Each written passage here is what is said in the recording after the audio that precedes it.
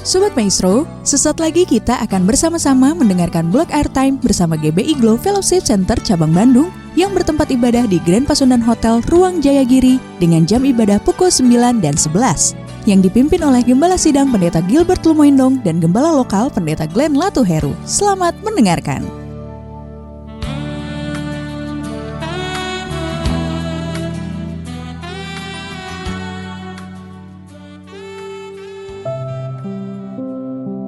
Selamat malam Sobat Maestro yang dikasih dalam Tuhan. Senang bisa kembali melayani setiap pendengar Radio Maestro dimanapun pendengar berada malam hari ini. Dan masih bersama pelayanan Gereja Bethel Indonesia, Jemaat Glow Fellowship Center Cabang Bandung. Puji Tuhan Sobat Maestro dikasih dalam Tuhan. Masih juga bersama saya Pendeta Glenn Latuheru yang hari ini, kalau Tuhan boleh percayakan, saya menyampaikan kembali kebenaran firman Tuhan. Tidak bosan-bosannya saya mau mengingatkan kepada setiap kita bahwa tetaplah setia ikut Tuhan, tetap kuat di dalam Tuhan. Kenapa? Karena hari-hari yang kita hadapi, hari-hari yang kita hidupi sangat penuh dengan tantangan, sangat penuh dengan ujian. Karena itu kalau kita tidak dekat-dekat Tuhan, kita tidak takut akan Tuhan, wah hidup kita pasti akan berantakan. Karena itu malam hari ini secara khusus saya akan menyampaikan kebenaran firman Tuhan tentang peperangan, iya kan? Peperangan. Memang Kristen perang, pendeta. Kristen itu kan kasih, iya kan? Betul.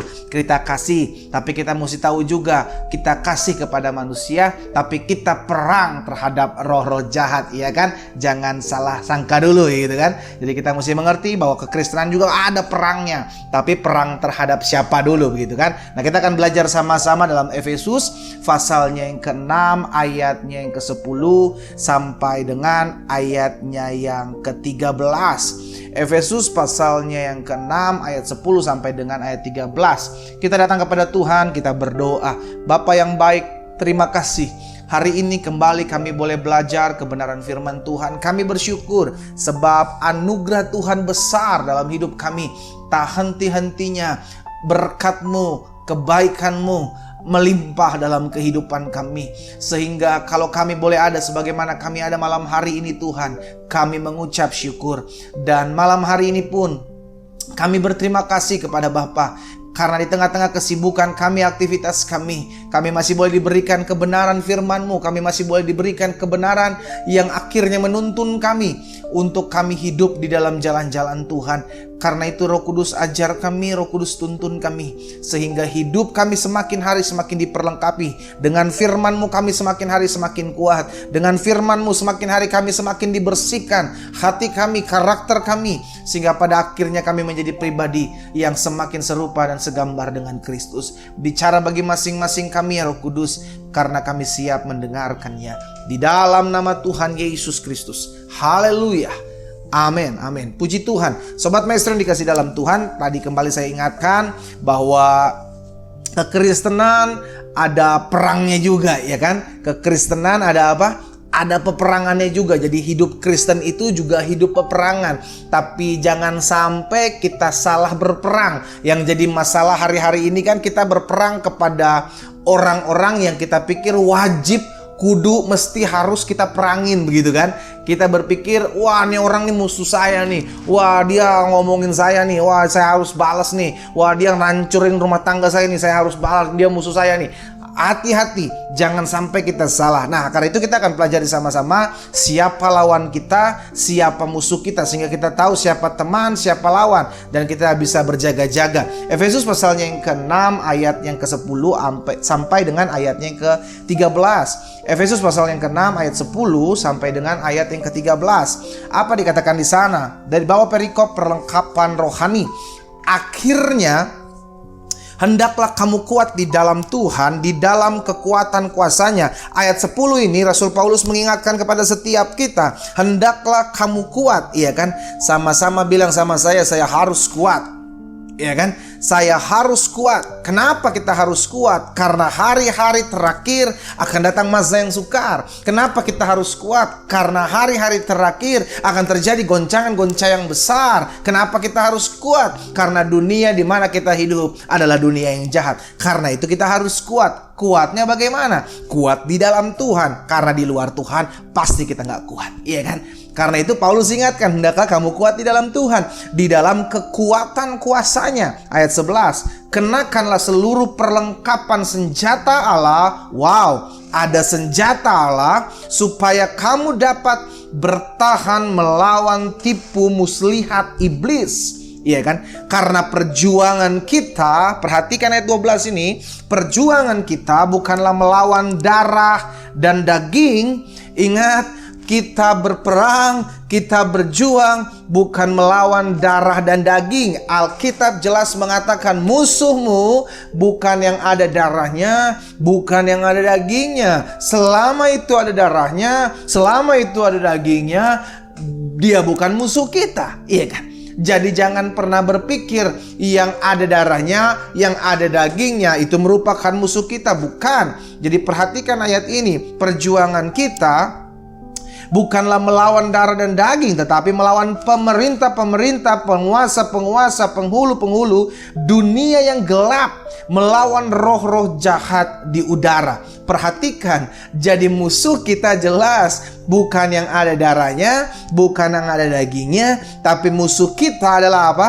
Roh-roh jahat di udara. Sebab itu ambillah seluruh perlengkapan senjata Allah supaya kamu dapat mengadakan perlawanan pada hari yang jahat itu dan tetap berdiri sesudah kamu menyelesaikan segala sesuatu. Saudaraku, saya percaya hidup kekristenan adalah hidup penuh dengan peperangan. Iya kan? Kita bangun pagi, kita berperang melawan ego kita, kita berperang melawan pikiran-pikiran jahat kita berperang melawan apa lagi? Ketika kita bangun pagi, kita mengambil keputusan. Apa yang mau kita ambil ketika kita membuka mata kita? Handphone kah yang kita mau ambil? Atau kita ambil renungan dan kita merenung Alkitab, kebenaran firman Tuhan? Kita langsung ambil baca koran kah atau kita berdoa dulu? Itu pun peperangan, iya kan? Kan setiap hari ketika kita bangun pagi, kita akan terus diperhadapkan dengan peperangan demi peperangan. Karena itu kekristenan adalah peperangan. Sama-sama bilang sama saya, kekristenan adalah peperangan. Iya kan?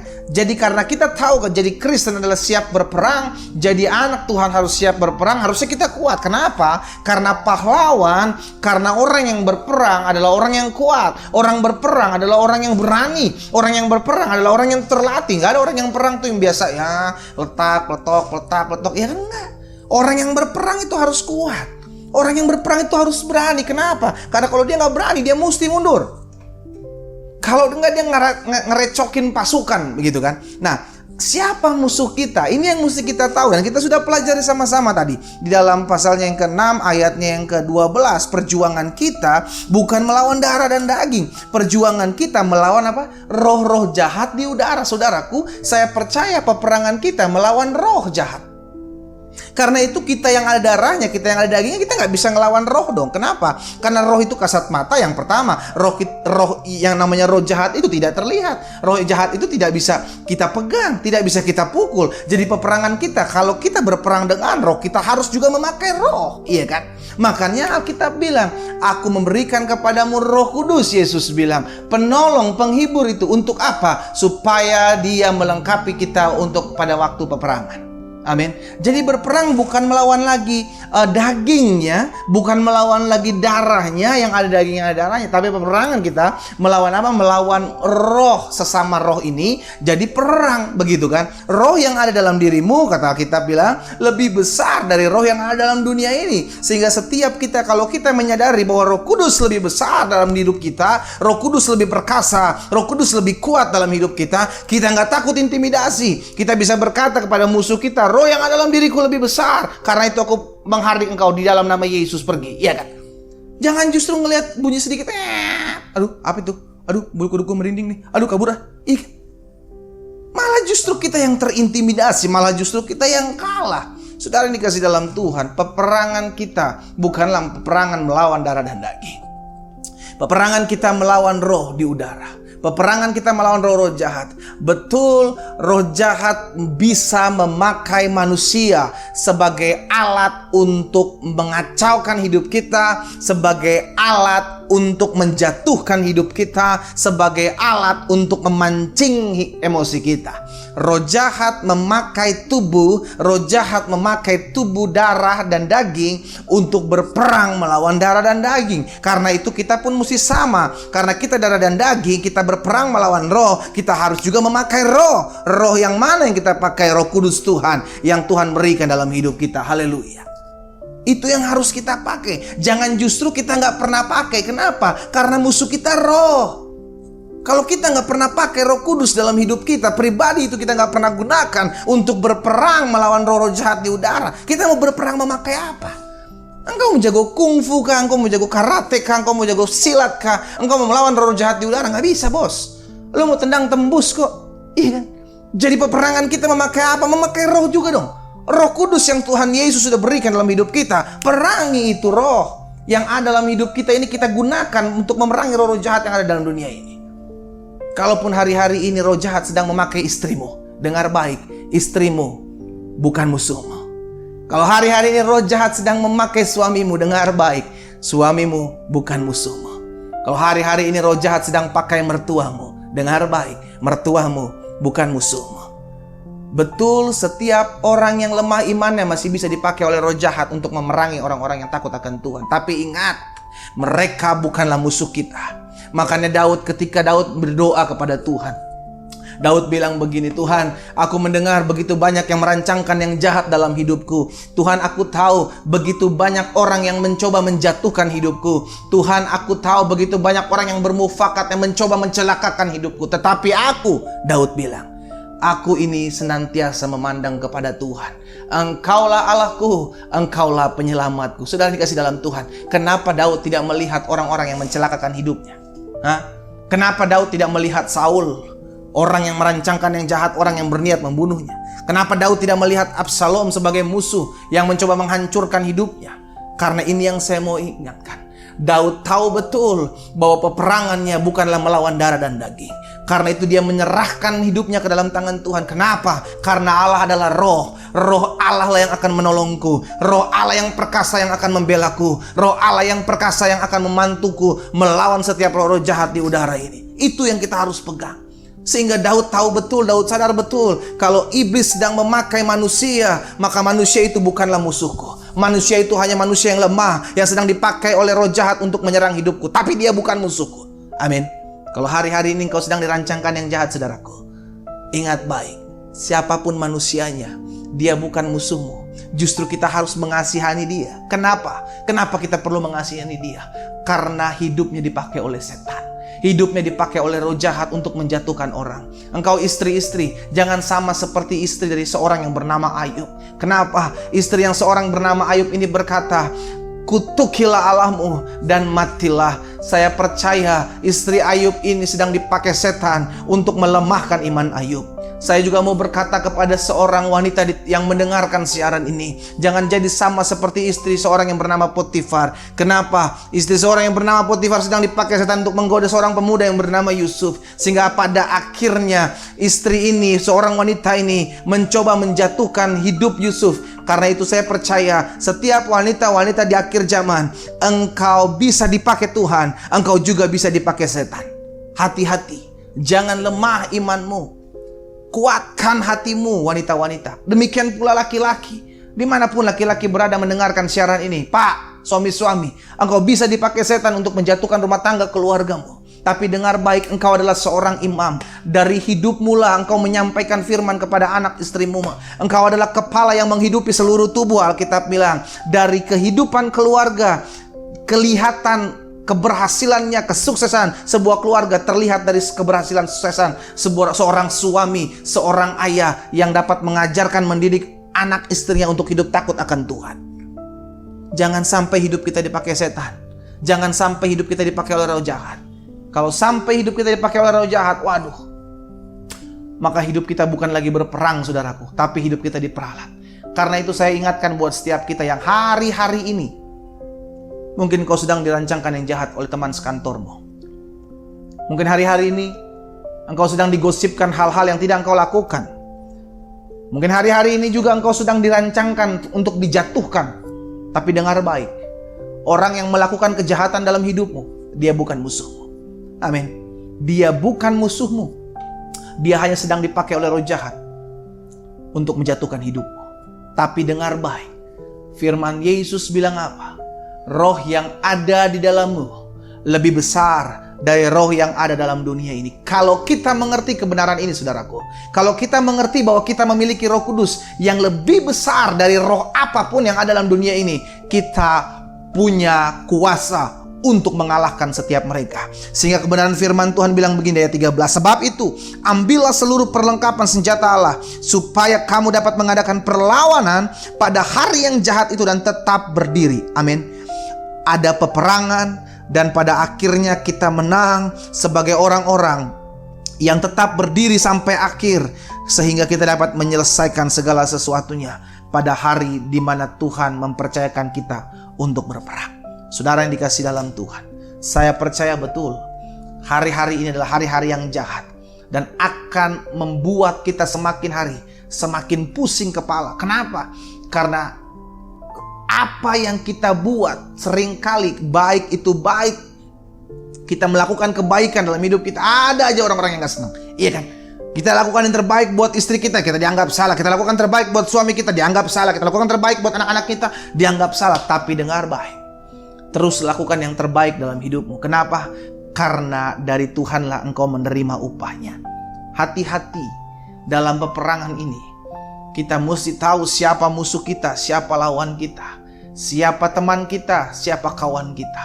Sehingga kita tahu betul mana yang harus kita hajar, mana yang harus kita perangi, mana yang harus kita balut, mana yang harus kita kasih. Saudara yang dikasih dalam Tuhan, kita belajar dari Daud. Daud seorang yang rendah hati. Daud yang tidak mau memusingkan orang merancangkan yang jahat dalam hidupnya. Daud tuh punya prinsip satu, saudara. Daud punya prinsip hidup satu, apa-apa lapor Tuhan, apa-apa lapor Tuhan. Iya kan? Sehingga Tuhan sendiri yang bilang bahwa Daud ini seorang pribadi yang berkenan di hatiku. Saudara yang dikasih dalam Tuhan, kalau hari-hari ini saya percaya betul bagi anak-anak Tuhan, hidup kita adalah hidup sama seperti hidup Daud. Iya kan? Melakukan yang baik, tapi dianggap tidak baik oleh orang-orang di sekeliling kita. But it's okay. Daud pernah mengalaminya, saudaraku. Daud pernah mengalaminya. Karena itu Daud tahu betul, peperanganku bukanlah melawan darah dan daging. Daud tahu betul, setiap manusia bukanlah lawanku. Kenapa? Karena manusia juga diciptakan Tuhan. Iya kan? Manusia juga diciptakan Tuhan. Manusia juga ciptaan Tuhan. Karena itu kita perlu mengasihi manusia. Makanya di dalam pembicaraan sampaikan firman Tuhan di awal pembicaraan tadi saya bilang begini kan. Musuh kita adalah roh jahat. Tapi teman kita yang harus kita kasihi adalah sesama kita. Sekalipun dia dipakai roh jahat, sekalipun dia digunakan roh jahat, dia merancangkan yang jahat atas hidup kita, dia dipakai roh jahat untuk mencoba menjatuhkan hidup kita. Tapi ini yang saya mau ingatkan, dia tetap manusia yang harus kita kasih. Jadi jelas musuh kita bukan karena perbedaan suku, musuh kita bukan karena perbedaan pandangan, akhirnya jadi musuh, bukan karena perbedaan garis keturunan maka kita jadi musuh, no. Tapi musuh kita satu, dan selama-lamanya itu akan menjadi musuh kita. Siapa itu? Roh jahat. Saudaraku, hari ini, malam hari ini Tuhan kuat ngomong di hati saya. Sampaikan hal ini supaya apa? Supaya di akhir zaman ini kita dapat membedakan mana kawan kita, mana lawan kita. Sekalipun kawan kita merancangkan yang jahat dalam hidup kita, tapi dengar baik, selama kawan kita itu punya darah, selama kawan kita itu punya daging, dia bukan musuh kita. Dia hanya sedang dipakai oleh musuh kita untuk menyerang kita. Karena itu hajar rohnya, iya kan? Kasihi tubuhnya, sehingga hidup kita menjadi berkat bagi sesama kita. Karena itu malam hari ini saya akan berdoa buat setiap pendengar Maestro, dimanapun Sobat Maestro berada malam hari ini. Engkau yang sulit melepaskan pengampunan, bagi orang-orang yang pernah menyakitimu, bagi orang-orang yang mungkin pernah menghancurkan hidupmu dan membawa dampak sampai dengan saat ini. Hari ini saya mau ingatkan bahwa mereka bukanlah musuhmu. Mungkin mereka saat itu sedang dipakai oleh roh jahat. Kita harus berbelas kasihan sama mereka. Kenapa? Karena mereka orang-orang yang imannya lemah, yang dapat dipakai oleh roh jahat untuk melakukan dan melaksanakan apa yang roh jahat mau terjadi. Karena itu biar engkau sebagai orang yang mengerti firman Tuhan ini, Lepaskan pengampunan bagi mereka. Kenapa? Karena dampaknya bukan buat mereka, saudaraku. Dampaknya buat diri kita.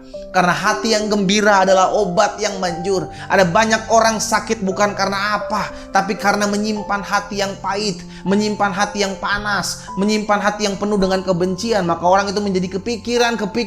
Akhirnya apa? Sakit penyakit menyerang kehidupannya. Semakin hari semakin sakit, semakin hari. Kenapa? Karena dia hanya menyimpan kebencian. Ingat, itu yang setan mau, saudaraku. Itu yang iblis mau. Supaya apa? Supaya hidup kita dicuri, dibunuh dan dibinasakan dengan kebencian. Dicuri, dibunuh dan dibinasakan oleh kepahitan terhadap sesama. Tapi dengar baik malam hari ini, siapapun yang pernah menghancurkan hidupmu, siapapun yang pernah menjatuhkan hidupmu, siapapun yang pernah merancangkan yang jahat dalam hidupmu, mereka hanya sedang dipakai oleh roh jahat. Mereka bukan musuh kita. Kasihi mereka, sebab mereka tidak tahu apa yang mereka perbuat. Karena apa yang Yesus ajarkan buat setiap kita, itu pun yang harus kita lakukan. Yesus meneladani, Yesus memberikan contoh. Biar kita minta Roh Kudus-Nya. Ingat, hanya karena Roh Kudus, Roh Allah yang lebih besar dari apapun juga, yang menolong kita, yang memampukan kita, yang membuat kita dapat bertahan sampai pada akhirnya mengasihi setiap manusia, sekalipun dia merancangkan yang jahat. Saudaraku, ingat baik, siapa musuhmu? Musuhmu adalah roh jahat. Amin. Siapa musuhmu? Musuhmu adalah roh-roh jahat. Siapa temanmu? Temanmu adalah orang-orang yang pernah menjatuhkan hidupmu. Temanmu adalah orang-orang yang pernah merancangkan yang jahat atas hidupmu. Mereka bukan musuhmu, saudara. Mereka bukan musuhmu. Mereka hanyalah orang-orang lemah yang sedang dipakai roh jahat untuk menjatuhkan hidupmu. Tapi dengar baik, Allah turut bekerja dalam segala sesuatu untuk mendatangkan kebaikan. Dengan demikian tergenapi firman Tuhan, besi menajamkan besi, manusia menajamkan sesamanya, sehingga akhirnya kita semakin dikuatkan. Semakin hari kita menghadapi setiap proses, setiap pergumulan, setiap tantangan, membuat kita semakin hari semakin indah. Kita diibaratkan sebagai bejana, saudaraku.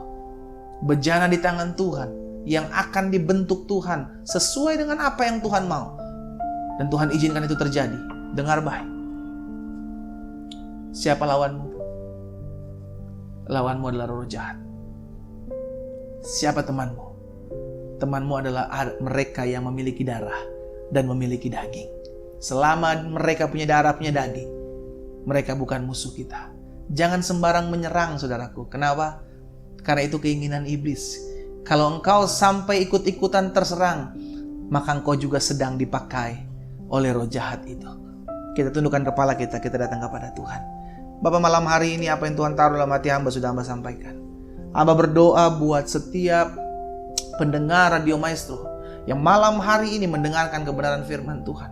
Kalau hari-hari ini mereka sedang menyimpan kebencian, kedendaman di masa lalu mereka, yang tanpa mereka sadari membuat mereka sendiri dipakai oleh roh jahat, Tuhan ampuni ya Bapa, ampuni kami. Karena itu hamba berdoa buat setiap mereka yang menaruh tangan kanan mereka di dada mereka, mereka yang mendengarkan siaran malam hari ini, dan mereka rindu dipulihkan, mereka rindu hidup mereka diubahkan, karena mereka menyadari Tuhan, Engkaulah yang mampu membela kehidupan mereka. Engkau yang mampu menolong setiap mereka. Engkau yang mampu melepaskan mereka daripada setiap kepahitan, kebencian, kedendaman kepada orang, kepada manusia, kepada pribadi yang memiliki darah dan daging yang sebenarnya bukan musuh mereka. Hamba berdoa di dalam nama Yesus, Roh Kudus tolong. Roh Kudus tolong atas mereka. Kami percaya hanya Engkau yang mampu.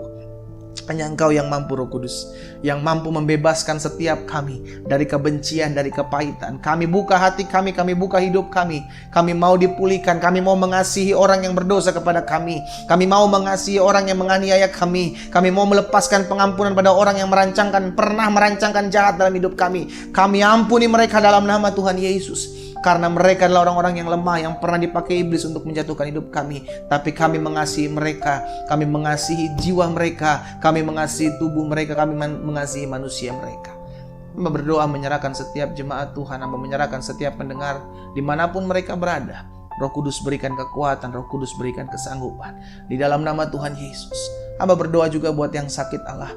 Mereka yang mendengarkan siaran ini, mereka yang mengalami kelemahan tubuh. Hamba percaya tanda-tanda ini menyertai orang percaya. Yang mereka akan tupangkan tangan dan orang sakit itu menjadi sembuh. Hamba ucapkan berkat dari tempat ini dalam nama Yesus Kristus Tuhan. Setiap mereka yang mengalami kelemahan tubuh, setiap mereka yang sakit, apapun kelemahan tubuh mereka, apapun sakit penyakit mereka Allah, dari tempat ini hamba sampaikan firman, maka disembuhkan mereka di dalam nama Yesus Kristus Tuhan. Kuatkan iman mereka ya Roh Kudus, sehingga mereka percaya bahwa dalam Yesus selalu ada mujizat. Hamba menyerahkan juga radio ini ke dalam tangan Tuhan. Tuhan pakai Radio Maestro ini untuk menjadi saluran berkat, sehingga melalui hidup Radio Maestro ini boleh membawa banyak jiwa untuk hormat dan kemuliaan nama Tuhan. Berkati owner, berkati staff yang ada, berkati setiap mereka.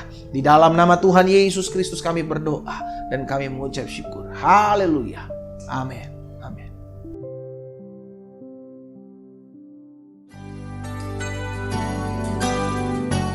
Sobat Maestro, Anda baru saja mendengarkan Blog Airtime bersama GBI Glow Fellowship Center Cabang Bandung yang bertempat ibadah di Grand Pasundan Hotel Ruang Jayagiri dengan jam ibadah pukul 9 dan 11 yang dipimpin oleh Gembala Sidang Pendeta Gilbert Lumoindong dan Gembala Lokal Pendeta Glenn Latuheru. Untuk informasi, doa dan konseling dapat menghubungi Pendeta Glenn Latuheru di nomor 0813 5607 8506. Terima kasih atas kebersamaan Anda dan Tuhan Yesus memberkati.